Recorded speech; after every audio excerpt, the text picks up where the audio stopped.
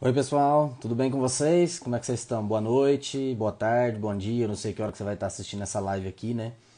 E hoje nós estamos aqui na live do Tarcísio e começando nessa terça-feira a gente vai falar sobre pediatria, a gente vai falar sobre Covid em crianças, tá bom?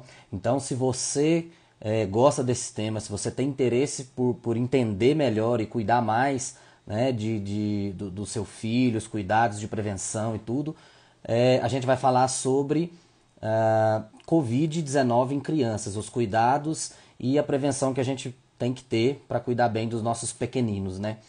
E então, se você gosta do tema ou conhece alguém que tenha filhos, compartilhe esse link, né, dessa live com a pessoa para que a pessoa possa tirar suas dúvidas. Eu vou conversar hoje com a doutora Juliana Macedo, que é pediatra aqui em Brasília, e a gente vai trazer informações a respeito da Covid-19 em crianças, tá bom? E só lembrando mais uma vez que essas lives que eu estou fazendo é um projeto que eu tenho de combate às fake news, à desinformação que tem muito na internet. E a minha ideia é justamente trazer informações interessantes, informações confiáveis, de fonte que realmente você possa confiar, onde você vai ter sempre informação de qualidade aqui. Então hoje eu vou chamar a doutora Juliana Macedo, deixa eu ver se ela já está aqui, ó, vou chamar ela aqui para ver se ela entra para a gente poder conversar a respeito da Covid-19 em crianças, né? Vamos esperar ela entrar. Enquanto isso, você vai curtindo a live e já compartilha com seus amigos. Oi, doutora. Oi, Tarcísio, tudo bom? É um prazer, viu, estar aqui com você. Tudo Tudo bom? Vocês jóia, estão me doutora. ouvindo Obrigado. Estamos te direitinho? ouvindo, tudo certinho. Ai, que bom. Que bom, que Queria bom, agradecer, viu? queria agradecer por você aceitar meu convite para a gente falar sobre Covid-19 em crianças, sobre cuidados e prevenções, e dizer da minha alegria de estar conversando com você, principalmente por conta desse sotaque maravilhoso seu do Nordeste, que eu adoro escutar, né? É um sotaque bom, né? Além do Eu sotaque ser bom, o adoro. pessoal lá é muito Eu bacana, viu? adoro. Ah, Eu acho que. Você sabe que eu acho que é por isso que por conta do sotaque que a Juliette faz tanto sucesso na internet, porque faz, é bom demais faz. escutar ela falar, gente. Falar, não, ela faz muito sucesso porque é nordestina, é Uhum, espontânea. Eu gosto muito dela. Tô torcendo por ela. exatamente. Gente, para quem não conhece, a doutora Juliana, ela é pediatra. Ela trabalha na Secretaria de Saúde, atende lá no Hospital Santa Lúcia também, né, doutora? Se apresenta um pouco aí pro pessoal te Isso. conhecer, explica direitinho qual é a sua especialização. Tá certo. Boa noite, né? Primeiro eu queria agradecer você, Tarcísio, por essa iniciativa, tá? De estar fazendo essa live justamente sobre Covid, focando em crianças, né? A gente precisa muito focar nesse tema. Existem muitos pais ainda com dúvidas, né? Preocupados, né? Às vezes os responsáveis que cuidam das crianças, enfim. E a Uhum. gente está aqui para tirar, né, essas dúvidas, desmistificar algumas coisas, né? E explicar os sinais de alerta, precaução, cuidados, enfim. Então, parabéns Isso. pela iniciativa e te agradeço pelo convite, Obrigado, tá? doutora. Aqui no seu Obrigado. Instagram, tá bom? Eu me chamo Juliana Macedo, eu sou pediatra há 10 anos pela Secretaria de Saúde, tá? Eu trabalho atualmente no Hospital Materno Infantil de Brasília, né? Eu cuido, fico na parte da emergência, né? Então, eu cuido de crianças graves, tá? Trabalho atualmente também no Hospital da Criança e no Santa Lúcia Sul, tá Hum. bom? Ah, e agora tem a diferença do sul e norte, né? Tem a diferença do Sul e do Norte. O Norte agora era o antigo Pronto-Norte, né? Pronto, norte. Aí eles, isso. Aí eles compraram o hospital, reformaram e agora virou Santa Lúcia Norte. Ótimo. Doutora, mais uma vez, obrigado pela sua presença. Então, vamos começar. Assim, já falando para todos vocês que estão assistindo a nossa live, se você tiver alguma dúvida em relação à Covid, pode fazer suas perguntas que ao longo da live a gente vai respondendo, a gente vai conversando, batendo um papo aqui. É um papo bem descontraído, bem leve, para a gente poder mesmo tirar as dúvidas de vocês que estão assistindo. Então, para a gente começar, doutora, eu queria te perguntar o seguinte: a gente sabe dos sintomas que acometem as pessoas que estão infectadas pelo Covid-19 e eu queria saber, existe alguma diferença de sintomas em criança, algum sintoma que é mais exacerbado em criança, ou não? Ou é tudo igual, os sintomas são os mesmos, a gente tem que suspeitar do Covid do mesmo jeito que é com o adulto? Como é que é? Explica para nós. Certo, Tarcísio, é o seguinte, os sintomas em crianças, geralmente eles são sintomas leves, né? Geralmente a criança, ela não tem uns sintomas assim tão exacerbados como os adultos, Uhum. tá? Geralmente, graças a Deus, a criança, ela tende a ser ou assintomática ou ter os sintomas mais leves, tá? Os sintomas são basicamente os mesmos de uma síndrome gripal. Então, começa com o quê? Com coriza, com tosse, com espirros, Hum. né? Dependendo da criança, quando a criança, né, se torna maior, ela consegue diferenciar, às vezes pode perder o olfato, o paladar. Os sintomas são os mesmos, tá? Só que apenas 1 a 3% dessas crianças que são contaminadas que evoluem para casos de necessidade de internação e oxigênio-terapia. Então, para ficar bem claro que de 100%, 13% hoje são de crianças contaminadas, tá? E desses 13%, apenas 1 a 3% é que necessitam de hospitalização, tá bom? Então, a taxa primeiro, de contaminação é muito pequena. Uhum. Segundo, além da taxa de contaminação ser pequena, a taxa de hospitalização é muito baixa e a taxa de óbito é mínima. Graças a Uhum. Deus, pouquíssimas crianças foram a óbito. Mas os sintomas são sintomas de síndrome gripal. Então, começa com sintomas leves e, dependendo do caso, né, isso vai, se a criança for piorando, isso vai exacerbando. E é sempre bom a gente lembrar também que, apesar dos sintomas ser de uma simples síndrome gripal, e que a mortalidade, graças a Deus, é baixa, não significa que não tenha que cuidar, né? Porque a gente tem que sempre Exatamente, tomar os não. cuidados, tudo direitinho, né? E engraçado, eu Claro. achei eu achei que até que esse índice era até um pouco maior de crianças que realmente necessitavam de hospitalização de oxigênio terapia. Eu achava que era um pouco maior. Não, não, é de 1 a 3%. Ontem até assisti uma aula sobre isso, né, Uhum. do pessoal de São Paulo, da USP, e a taxa de hospitalização é muito baixa, né? Então, não é maior, não, graças a Deus, tá? Mas a Ainda criança bem, né, começa com doutora? isso. Começa com tosse, espirros, pode ter uma febre baixa, também pode ter uma febre alta, tá bom? Pode evoluir com anosmia, né? Que é a falta Uhum. do cheiro, falta do paladar, e em casos mais graves, pode evoluir com falta de ar, né? Que a gente chama de dispneia, né? A Uhum. saturação um pouco mais baixa, né? Com palpitações. Então, tudo isso pode acontecer. Manchas no corpo, pode ter sintomas gastrointestinais também, tá, Tarcísio? Que eu É não falei comum, aqui né? para você.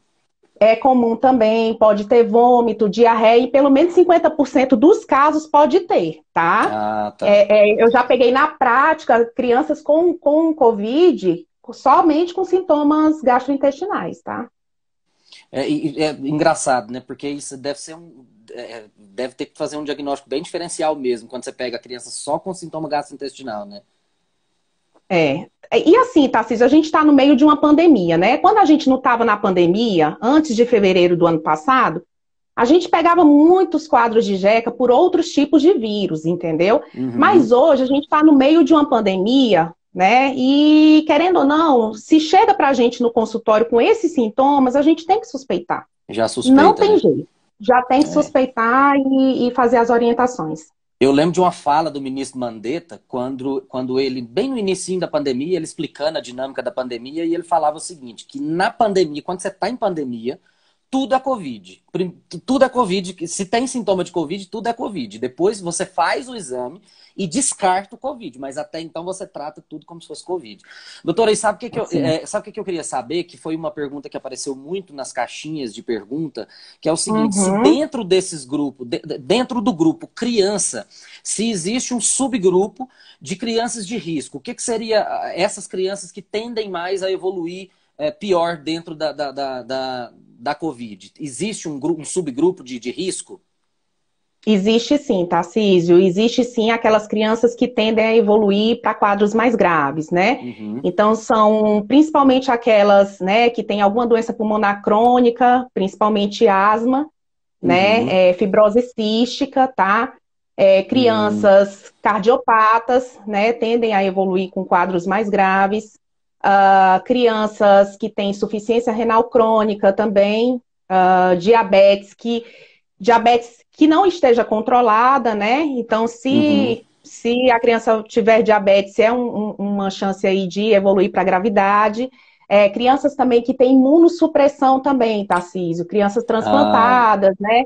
uhum. Então, que tem algum tipo de imunossupressão, que façam uso de imunossupressor, crianças com doenças oncológicas, né? Também podem evoluir Uhum. mais facilmente aí para quadros mais graves.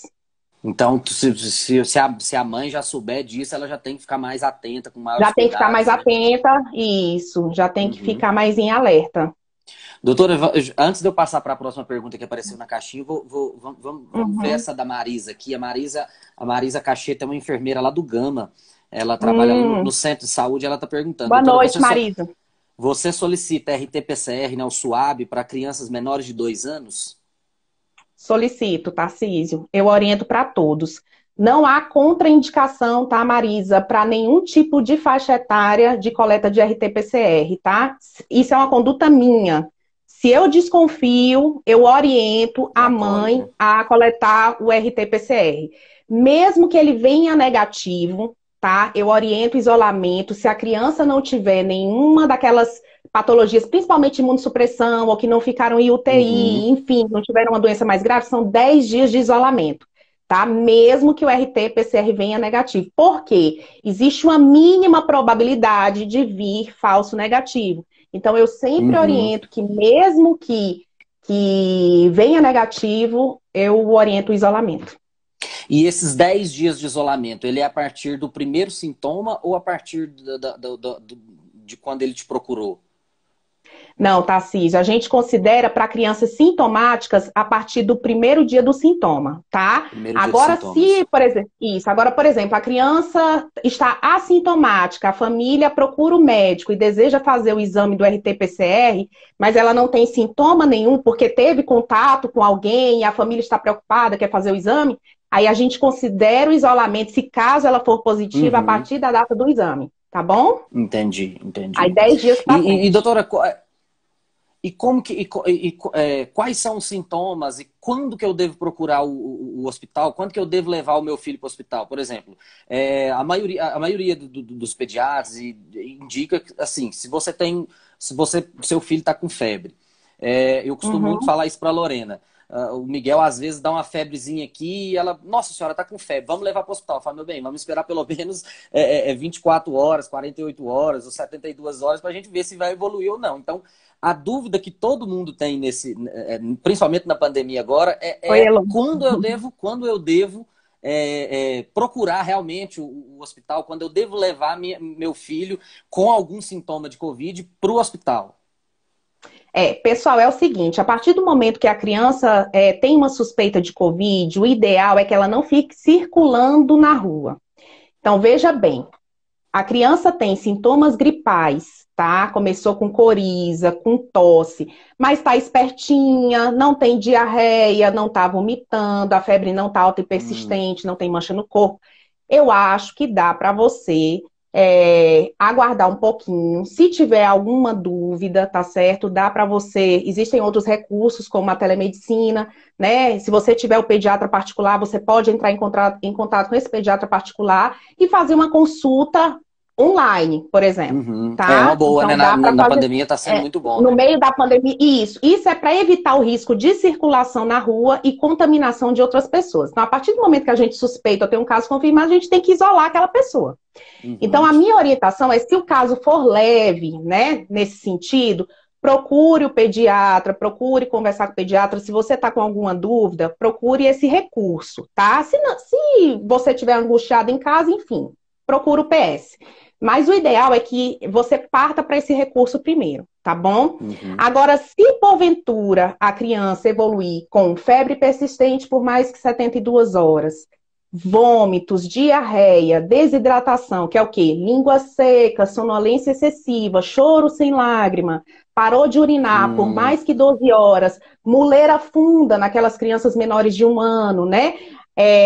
Aí a gente tem que procurar o pronto-socorro. Também, manchas na pele também, vermelha ou roxa, tá? Tem que procurar. Cansaço para respirar também. Se a mãe está notando que a criança está apresentando cansaço, né? O uso dessa musculatura acessória, ela tem que também procurar imediatamente o pronto-socorro. Mas se os sintomas forem leves, né? Por exemplo, for só uma tosse leve, mas a criança estiver espertinha, brincando, pulando, né? A febre for baixa, dá para você observar, manter o link com o pediatra, né? Tentar fazer a teleconsulta, né, para evitar a circulação, tá? Se houver qualquer sinal de alerta, buscar o pronto-socorro. Entendi. Você falou da musculatura acessória. Como eu nunca fui, eu fiz alguns plantões na pediatria do hospital de base, mas acabou que eu nunca foi uma área minha que eu tive muita experiência, nunca fui muito fã de pediatria. Então eu não lembrei, quando você falou aqui, eu não consegui visualizar. A criança, quando ela utiliza mais a musculatura acessória, seria aqui ou mais a barriga? Essa Porque, por região exemplo, da caixa adulto usa mais. torácica. O adulto usa mais aqui, né? A criança usa mais o abdômen, como é que é? Isso, mas essa musculatura aqui da caixa torácica, se tiver batimento também da asinha do De nariz, asa né? nasal, né? Isso, a região aqui dessa cúpula aqui estiver afundando, né? Então é sinal que a criança está com desconforto respiratório, tá bom? Saturação também abaixo de 92% também, a gente já considera caso de moderado a grave. Então tem que procurar o PS. Esse negócio da saturação é engraçado, né? Todos os meus amigos que me ligam falando, ou a pessoa falando que tá com Covid, ou fulano tá com Covid. A primeira coisa que eu falo, já compra logo o oxímetro, porque o oxímetro é uma coisa barata e que te dá um parâmetro muito bom para você poder avaliar se você tá ou não, se o seu quadro tá evoluindo bem ou se tá evoluindo mal. Porque a gente sabe que tem gente que vai evoluir, começa a evoluir mal e só vai apresentar sintomas 3, 4 dias depois, né? Mas a saturação a gente consegue monitorar isso e é um equipamento tão simples, tão rápido, né, que a gente consegue monitorar. Mas é importante, mas é importante que a pessoa, quando for fazer a compra do oxímetro, ela saiba utilizar aquele aparelho. Porque não adianta você comprar e não saber utilizar. Entendeu, Tarcísio? Porque muitas vezes, se você utiliza desse recurso e você não sabe utilizar de uma maneira adequada, ele traz mais ansiedade para você do que um conforto, entendeu? Então, às vezes, crianças, né? Principalmente em criança. Então, se o aparelho não está com a curva certinha, né? Se a pessoa não sabe utilizar, então é melhor nem comprar. Ficou com dúvida, procura o pronto-socorro. Acaba se desesperando sem necessidade. Então, na dúvida, procura o PS. Isso é importante a gente falar. Eu tô vendo que o pessoal tá perguntando aqui sobre crianças e escola. Como a senhora vê a questão das crianças em escola presencial? O Thiago também está falando aqui sobre a Covid em escola, a Ivone também. Como é que está funcionando essa questão porque pelo que eu tô percebendo, parece que não está tendo tanta relação das crianças com a Covid, né? Eu não sei, o que você me diz? Tarcísio, é o seguinte, já existem estudos assim contundentes de medicina baseada em evidências, tá certo? De que a criança, ela não transmite tanto, não é que ela não transmite, tá, gente? Prestem atenção. Ela não tem um poder de transmissão tão grande igual ao adulto. O pessoal ainda não conseguiu entrar num consenso do porquê isso acontece. Alguns falam que é porque a caixa torácica da criança é pequenininha, alguns estudos falam que é pequenininha, então elas não conseguem liberar tanta gotícula e aerosol, então acabam não contaminando como o adulto, tá? É o seguinte, a gente da sociedade, na verdade, eu sou membro da Sociedade de Pediatria, né, brasileira de pediatria, e a gente tem focado muito também na questão das doenças mentais, né, que tem acontecido, né, principalmente nas crianças com uma vulnerabilidade social maior, né? A gente tem visto maior, assim, um aumento da violência doméstica, né, as crianças mais depressivas, mais ansiosas, né? Então, o que que a gente tem orientado? É claro que se a família tiver condições de manter a criança em casa, tudo bem, mantenha. Mas se não tiver, pode mandar a criança para a escola, desde que a escola também esteja cumprindo as normas da vigilância sanitária, né? Que é Uhum. cumprindo principalmente a questão do distanciamento social, o uso de máscara, né, álcool em gel, né, continue fazendo a lavagem das mãos, observando sempre essa questão do distanciamento entre as carteiras, para que evite o mínimo de contaminação, tá Eu e a bom? Mas Lorena, assim, eu sou. eu e a Lorena, minha esposa, a gente presta consultoria para algumas escolas em relação ao Uhum, distanciamento e tudo. Inclusive a escola que o Miguel estuda, que é a Trenzinho do Aprender, a gente foi lá, fez uma vistoria, fez a orientação, fizemos o treinamento com os funcionários, com todos os professores, mantendo o distanciamento, a cadeira só para frente, orientamos o pessoal a colocar todo tipo de informação nas paredes, um adesivo, marcar o chão, para não ter cruzamento de crianças. E a gente faz essa consultoria, a gente vê que tem muita escola que realmente consegue fazer isso. Então, assim, eu até adicionaria algumas informações em relação a isso, que é o seguinte: tem escola que você já vai chegando na escola e você já vai prestando atenção em pequenos detalhes que te faz ver, você pai, mãe, que você consegue ver que aquela escola realmente está seguindo todos esses protocolos, né? Então, fique bastante uhum. atento, você que é pai e mãe, vá na escola, pergunte se tem um protocolo a gente chama de protocolo de contenção, né? Fugiu o nome aqui agora, oh, meu Deus. Ah, enfim. Que é quando você tem um plano de ação para caso tenha Covid. Por exemplo, esses dias para trás, a escola do Miguel tinha uma professora positiva. E eles perguntaram o que a escola pode fazer. A nossa orientação foi: fecha a escola por pelo menos 7 dias. Porque 7 dias, que no caso daria na verdade, daria mais porque ela fecharia na segunda, né? Então ficaria de sexta até na outra segunda-feira. Então daria mais 7 dias. A gente orientou a fechar a escola para que não tenha não tenha disseminação entre aqueles professores. Eles fizeram isso. Não tiveram mais nenhum caso positivo. A gente orientou o colégio a dividir as salinhas lá, como é uma escola pequena, são 4 turmas. A gente orientou que os intervalos fossem feitos em horário diferente, porque se uma professora testa positivo, você tem como isolar aquele grupo, que é basicamente o que está sendo feito no mundo inteiro. Por exemplo, na Coreia, eles estão fazendo isso, eles dividem em bolhas, digamos assim. E se uma pessoa está positiva, você consegue isolar ela do restante. Então, para você, pai e mãe, que está nessa dúvida, observe a escola, pergunte se ela se ela segue os protocolos e realmente vá visitar para ver se realmente estão seguindo esses protocolos, né, doutora? Acho que é importante a gente ficar atento a Exato, isso, não, né? é super importante e assim, já existem vários estudos já, inclusive americanos, falando sobre contaminação dentro de escola, estudos ingleses, islandeses, entendeu? Estudos europeus falando sobre isso, tá? Que a Uhum. escola, o índice de transmissão comparada a uma festa clandestina, uma festa de adultos, uma aglomeração, se ela segue os protocolos direitinho, a chance de contaminação é muito pequena, é muito baixa. Existir, existe, entendeu? Mas é baixa desde que siga os protocolos.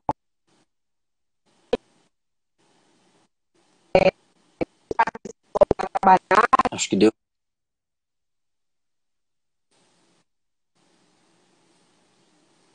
Acho que deu uma travadinha, não sei se para vocês também estão travando.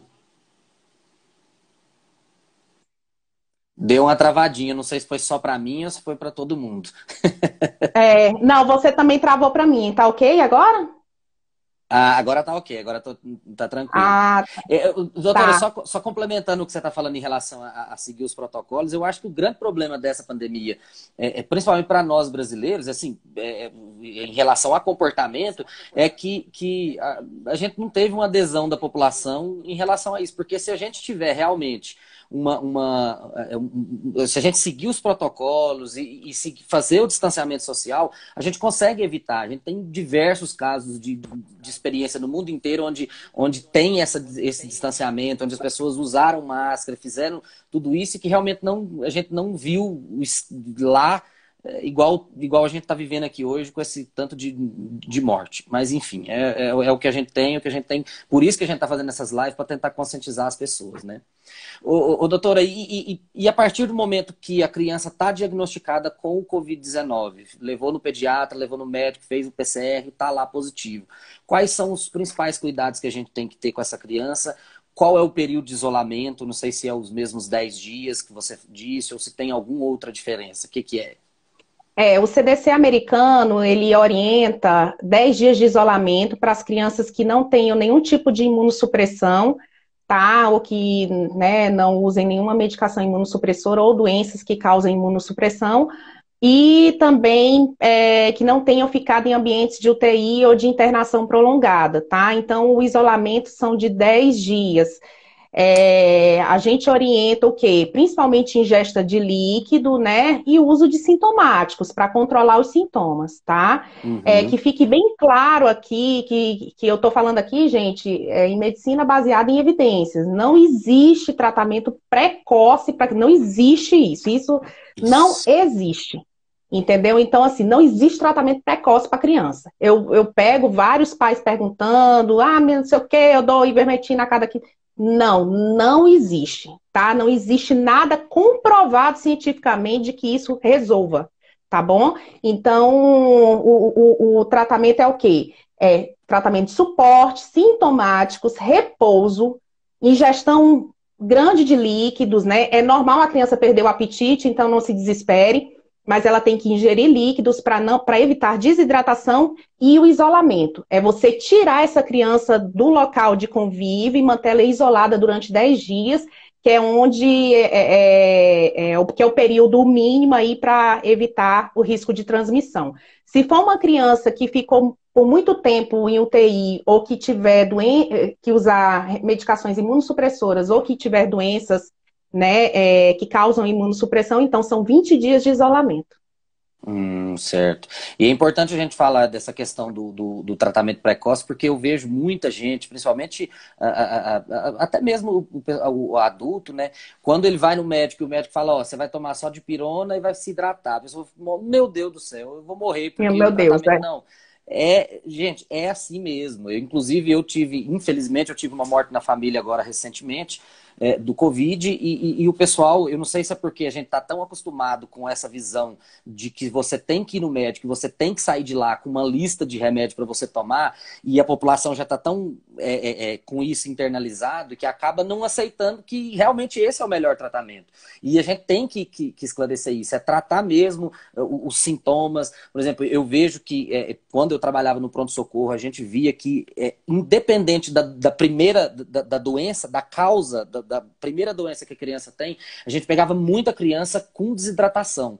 Então, independente de ser Covid ou de ser outro tipo de doença, a criança, por ser pequena, a gente vê que tinha muito caso de criança desidratada no pronto-socorro. Então, eu achei super interessante você falar sobre a hidratação, que realmente a criança vai perder o paladar, né? Os colegas que tiveram Covid falam que é horrível você comer sem... Eu não tive Covid, então não posso falar, mas os meus colegas falavam, gente, é horrível você comer uma coisa que você não está sentindo gosto. Mas, enfim, tem que insistir para comer, tem que insistir para se hidratar bem, né, doutora? Exatamente, porque se a criança evoluir para um quadro de desidratação moderada grave, ela vai precisar de ser internada. Então, o ideal é que essa criança se hidrate, né, com líquidos, né, com sucos, né, enfim, para que evite desidratação. Ok. Doutora, e outra coisa, em relação a recém-nascidos, o que a família deve tomar Uhum. cuidado com o recém-nascido, por exemplo, em relação à visita de familiar? A gente sabe que quando nasce uma criança, todo mundo quer visitar, todo mundo quer ver, quer pegar, enfim. E como que a gente vai fazer isso durante a pandemia? É recomendado a família receber gente de fora para visitar o recém-nascido? Ou tem que ser realmente sem educação e falar, ó, não é hora para você vir, fica na sua casa. Depois que passar a pandemia, É. você vem ver o meu filho.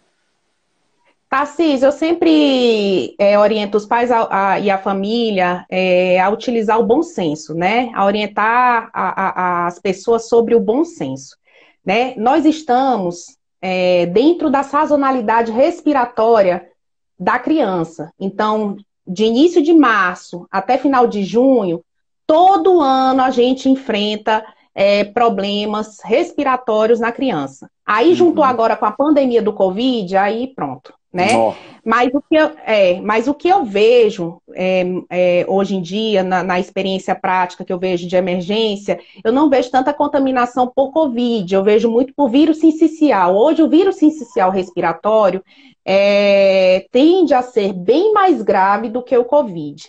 E se o Hum. pai e eu falo assim, que essa questão de cuidados com o recém-nascido não é só porque pela questão do Covid, não é desde sempre. A família Desde tem que sempre, tomar né? cuidado para evitar com que ela pegue outras doenças. É uma criança que só tem duas vacinas, que vai ser a hepatite, que ela já sai da maternidade, a BCG. Uma Uhum. criança que não está vacinada, a imunidade ainda não está madura, né? Então, a gente orienta que realmente não saia, que evite visitas nesse período, tá certo? Não só pelo Uhum. Covid, mas por outros micro-organismos também, principalmente o vírus sincicial respiratório, que veio assim com força, né, nas crianças, principalmente abaixo de 3 meses. A gente está pegando muita criancinha grave, muita. E os sintomas desse vírus são parecidos com a da Covid? São parecidos. A criança evolui com um quadro principalmente de bronquiolite, né, que é uma Uhum. inflamação dos bronquíolos terminais. Né? Então, dá cansaço, né? A criança, na verdade, a criança começa com sintomas gripais, com uma coriza, com uma tosse, e depois ela evolui com dispneia. E ela tem, que é o cansaço, né, pessoal? Uhum. É, Aquela e dificuldade para aí, respirar e tudo.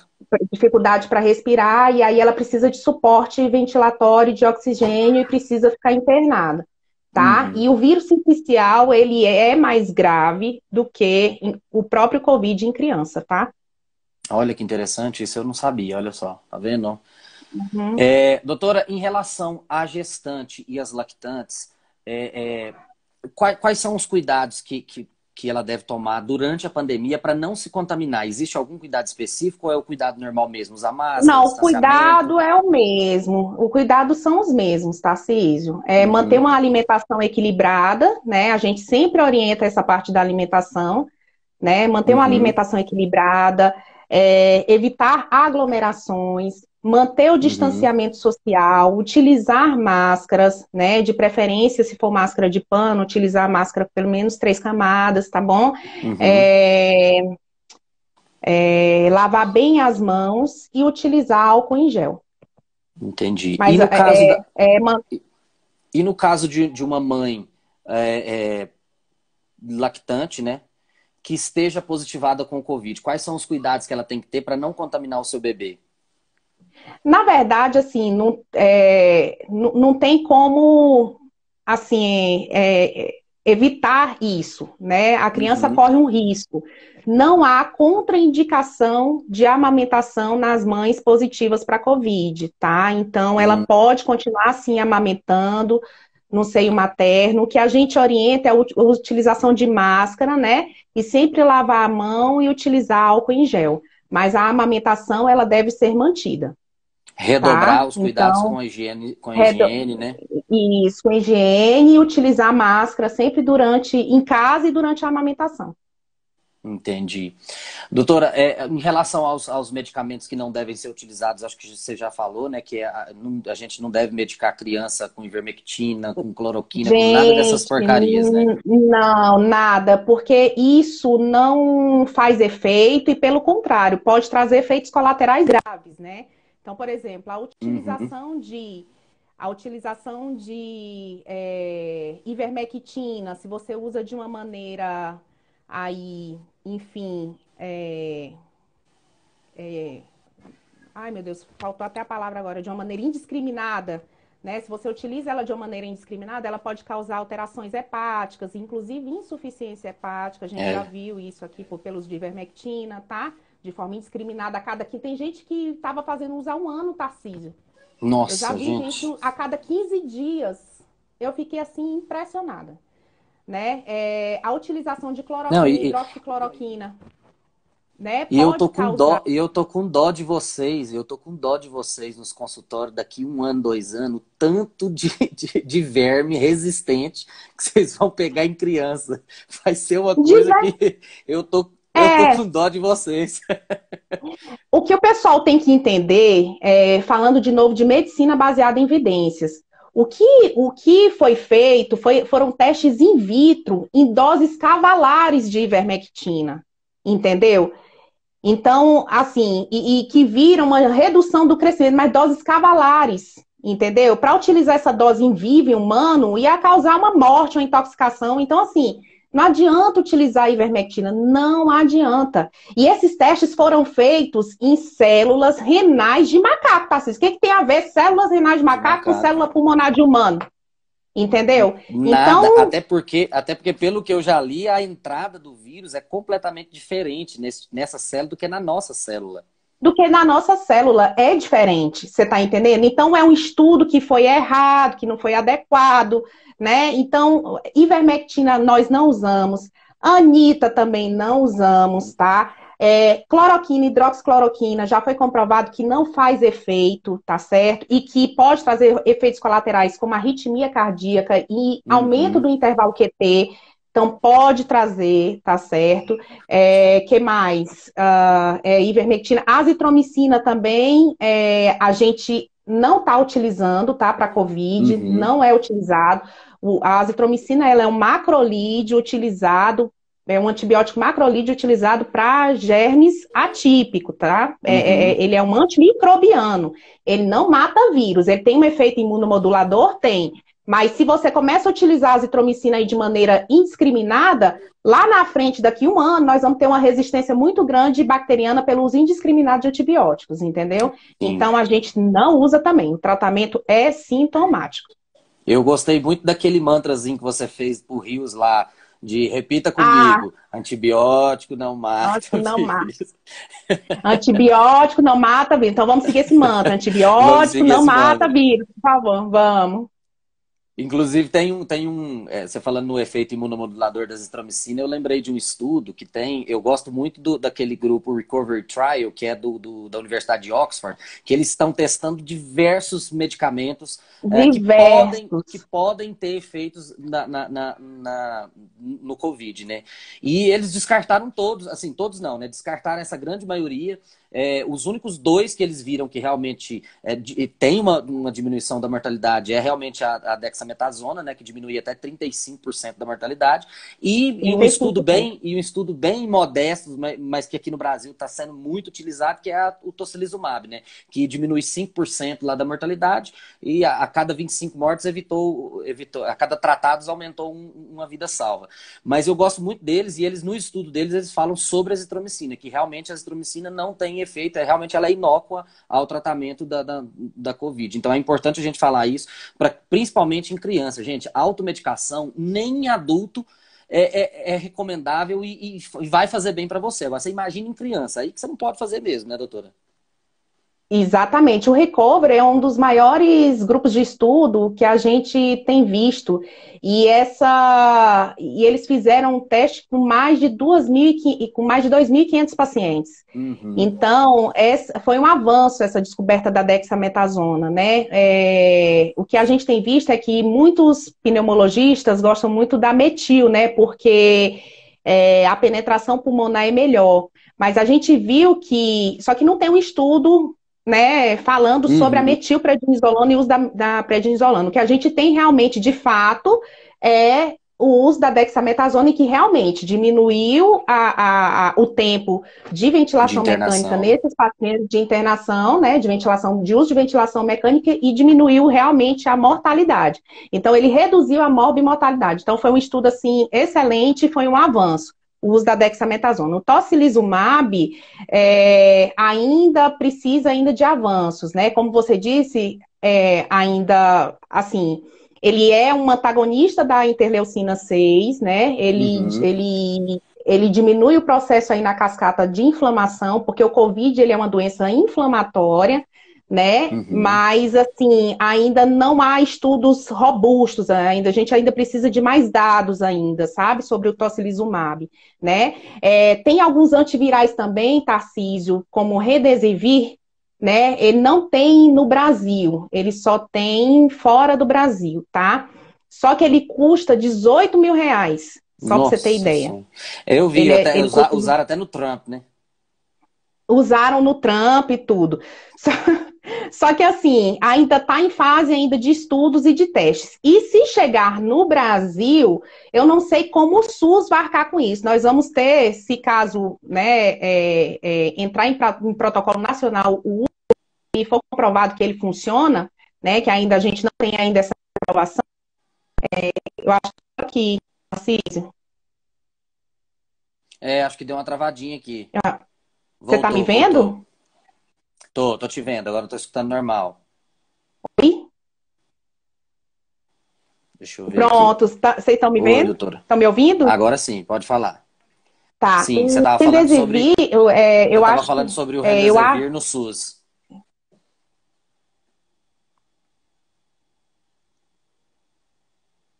deu uma travada Travou? aqui. Pronto, agora. Pronto, agora Será que é a melhorou. minha internet? Pois é, aqui eu tô tranquila. Aí o que Vai. que acontece? Esse antiviral, Tarcísio, ele custa muito caro. Então, se ele chegar a vir para o Brasil, eu não sei como Uhum. os pacientes do SUS terão acesso a essa medicação, viu? Eu acho que muita É, gente deve entrar na justiça para poder conseguir ter acesso a essa medicação, se caso for comprovado o uso dele, né? o uso dele, né? É. Doutora, teve uma outra pergunta também que apareceu na caixinha, que foi a questão da síndrome de Kawasaki na Covid-19. Eu queria que você Uhum. explicasse o que é essa síndrome de Kawasaki, para quem não sabe o que é, e se ela tem uma relação com a Covid em crianças e o quão grave isso é, né? Uhum. Na verdade, Tarcísio, a Kawasaki, ela existe desde 1957, tá? Acho que 1957 a 1967. E ela é uma Uhum. doença de etiologia desconhecida, né? Então, ela é uma doença inflamatória multissistêmica, tá? Que acomete crianças Uhum. de 0 até 5 anos, tá? O que supõe-se nos estudos é que essa doença ela pode estar relacionada a pós-infecção de quadros virais, não Uhum. só pelo Da Covid, Covid. tá? Não só pelo Covid. Hoje a gente tem uma doença muito parecida que é o SIMP, né? Que é a Síndrome Inflamatória Multissistêmica Pediátrica Isso. pós-Covid. Que essa é um pouquinho diferente, tá? Da síndrome de Kawasaki, tá bom? E geralmente ela acomete crianças mais velhas, tá? Hum, Geralmente essa é a diferença em relação à síndrome de Kawasaki. Então, o que que a gente observa nessas duas doenças, né? Geralmente a síndrome inflamatória multissistêmica, ela começa geralmente de 20 a 30 dias após uma infecção por Covid, né? Então tem que ter sorologia positiva, tem que ter história epidemiológica positiva, né?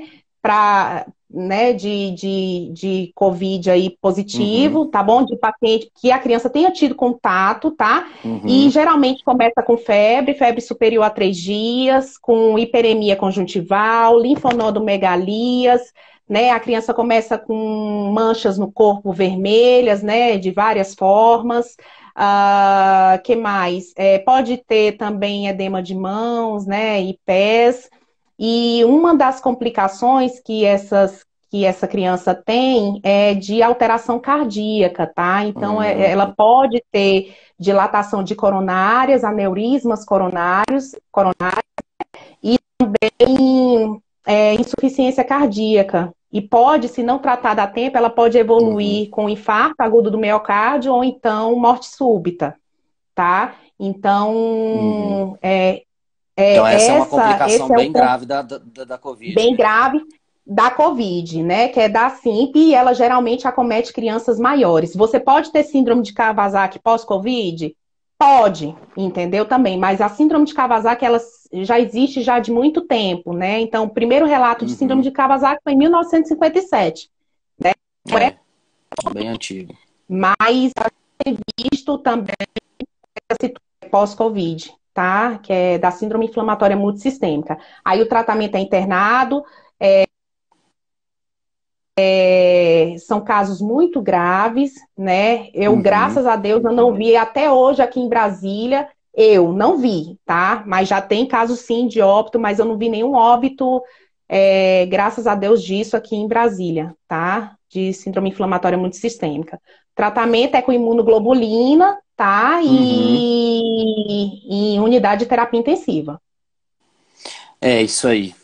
Doutora, acho que é isso, né? As perguntas que eu tinha para fazer para você eram essas. O pessoal perguntou bastante aqui. Acho que a gente foi respondendo ao longo da live, né? Acho que não ficou Uhum. quase. Acho que não ficou ninguém sem ser respondido, não. E eu queria agradecer mais uma vez a sua disposição em participar aqui com a gente. Obrigado por fazer parte desse projeto, para a gente poder realmente desmistificar essas coisas e realmente passar as informações que são realmente necessárias, que são realmente importantes. Eu gosto muito de falar que as coisas que a gente fala aqui são sempre medicina baseada em evidência, que a gente não faz nada, a gente não vai trazer nenhum tipo de informação para vocês que seja achismo ou que seja porque um ou outro político falou. Então, enfim, assim, aqui a gente trouxe realmente informação de saúde e isso é que eu chamo de educação em saúde. Então, queria agradecer a sua participação mais uma vez. Muito, muito, muito obrigado pela sua participação. E só tenho a te agradecer, viu, doutora? Obrigado mesmo. Ah, que é isso, eu que agradeço. Eu só queria fazer uma consideração final. A gente está aqui para realmente não deixar de disseminar as fake news, né? Então, isso é muito importante que a gente sempre esteja tendo a informação, a gente tenha acesso à informação, né, de qualidade, informações corretas para a gente poder repassar essas informações para frente. Então, evitem, né, a disseminação de fake news. E em relação à vacinação, né? Assim, infelizmente, o nosso desejo é de que todos sejam vacinados, desde os bebezinhos recém-nascidos até, enfim, até os mais idosos de extremidade, né? E que eu tô aqui pela torcida mesmo para que essas vacinas cheguem logo, né? Então a Coronavac deu uma pausa aí agora, né? Assim, Uhum. lamentavelmente na produção, né? Mas a gente está torcendo para que essas vacinas cheguem logo. E eu quero dizer para vocês, gente, que todas essas vacinas que estão chegando no Brasil e que estão sendo aprovadas pela Anvisa, todas elas foram testadas e aprovadas, tá? Então, assim, não precisa ter medo, né? Então, o que a gente orienta, Importante a gente né, dizer isso. é que procurem se vacinar, né? Não tenham medo da vacina, né? Eu falo qualquer tipo de vacina, né? E a gente sabe que existem sim algumas reações adversas, mas elas são mínimas, mínimas, tá? Então, não é que não existe reação adversa, existe, mas elas são mínimas. Então, procurem vacinar os seus parentes, né? Se eles estiverem dentro da faixa etária contemplada, se vacinem, porque Se a vacina. salvação nesse momento não é o tratamento precoce, tá? A salvação É nesse momento realmente é a a vacina. vacinação. É a Isso vacinação. é, A gente só vai isso é sair dessa importante. enquanto. A gente só vai sair dessa depois que eu acredito que 70% da população tiver realmente vacinada. E a gente tem um longo caminho a percorrer, Tarcísio? Um longo. É isso aí. Eu costumo falar que esses dias para trás uma pessoa me perguntou a respeito dessa questão das vacinas. E aí eu falei, gente, na medicina, a gente que é acostumado com a medicina, a gente sempre tem que colocar na balança o risco-benefício. E aí surgiram dúvidas em relação à vacina da AstraZeneca. A pergunta que ela me fez foi em relação à AstraZeneca, né? Eu falei, olha só, da AstraZeneca a gente tem mais de 14 milhões de doses aplicadas em um monte de gente no mundo inteiro. E a gente teve um ou dois casos de trombose. Então, se você for colocar o risco que você corre de pegar a Covid, de morrer pela Covid e o risco que ela pode te dar um efeito colateral, um efeito adverso, é muito pequeno. Então, na medicina a gente trabalha muito com isso, que é o risco e o benefício. Se você está com ressaca, bebeu muito, ressaca, e eu vou tomar um paracetamol, você vai olhar, falar, eu vou paracetamol é ruim pro fígado e tal, mas eu tô com dor de cabeça. Não, então tá, então vou tomar uma dipirona que às vezes vai ser melhor. Mas a dipirona também vai ter um efeito colateral no seu corpo ali que você pesou os dois. Falou, não, ficar com dor de cabeça é melhor eu tomar do que... Enfim, então a gente tem que colocar isso e explicar para a população que a gente tem que fazer o risco-benefício. O risco das vacinas é praticamente zero. O risco de você morrer de tomar uma vacina ou ter um efeito adverso grave é raríssimo. Agora, o risco de você morrer de Covid, ele é real, tá matando muita Ele é gente. real e frequente, Ele é está real e matando muita frequente. gente. Exatamente. O que a gente tem que falar aqui, eu falo como pediatra emergencista também, é que a situação não tá fácil, tá, nos hospitais, tá bom? Não é fake news de televisão, aquilo dali é verdade mesmo que a gente está vendo, Uhum. tá? Não, eu não tô aqui querendo apavorar, não, mas assim, na verdade é conscientizar a população de que ela tem que fazer o seu papel também. A gente sabe que o governo, eu me refiro ao governo da esfera federal, estadual e municipal, ele tem que fazer o seu papel, né? Ele teria que fazer o quê? Qual era o papel direito para que a gente evitasse esse tanto de mortes, né? É testagem em massa, isolar os casos positivos, entendeu? Conscientização. Conscientização, você está entendendo? Educação em TV, certo? Uhum. Educação em TV, educação pública de cuidado e prevenção, tá bom? Principalmente também uma saúde pública mais eficaz, né? Uhum. Então, né, com mais leitos de internação, mais leitos de UTI, né? Enfim, menos corrupção e Exatamente. menos corrupção, porque a partir do momento que isso acontece, né, então a gente desvia dinheiro para essas melhorias aí da Falcatruas saúde, tá? desse povo. Né? Doutora, Pois tá bom. obrigado, viu? Obrigada. Obrigado Um beijo. pela sua disposição em participar aqui. Eu acredito que a gente passou muita informação boa, informação de qualidade. E mais uma vez te agradecer. E queria que você deixasse os locais onde você atende para que o pessoal possa te encontrar, para que possa levar as crianças para você fazer o acompanhamento. Fale aí onde é que você atende para o pessoal poder. Eu atendo na Clínica Meta, na Asa Norte, tá? No edifício Life, tá bom? Uhum, Então vocês podem entrar no @doutora.julianapediatra, lá na minha bio, tem o endereço uhum. certinho, tá bom? E o local lá para quem quiser marcar uma consulta comigo. Ok, e sigam a doutora Juliana, se você quiser seguir ela, clique bem Muito aqui ó, na tela, obrigada. tá vendo? Vocês vão ver aqui, aí você clica lá, você vai achar a doutora Juliana e o local onde ela atende lá. Doutora, brigadão de novo, foi um Um prazer estar conversando abraço, com você, um beijo. brigadão, viu? Beijos. Qualquer coisa eu estou à disposição. Um beijo, tchau. Obrigado, tchau, beijo. Tchau, beijo, tchau. Pessoal, então é isso aí. Obrigado a todos vocês que participaram dessa live. Eu acredito que essa live ajudou muito vocês, ajudou as pessoas, ajudou pai e mãe. A gente, como eu sou pai também, então a gente fica muito apreensivo em relação à Covid em crianças. Então, eu acredito que isso ajudou demais vocês.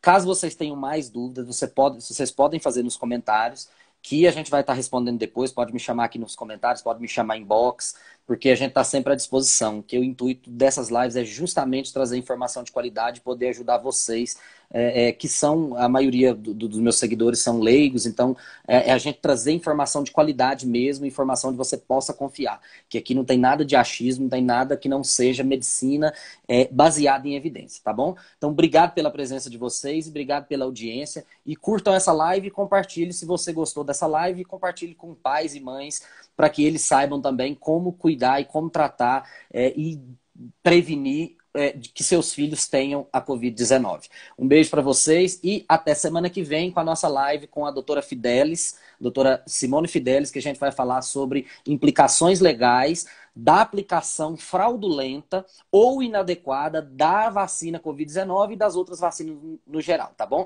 É dia 21 às 18 horas, não, 18 não, às 20 horas, tá bom? E eu espero vocês na próxima quarta-feira para a próxima live. Beijo e até a próxima. Obrigado.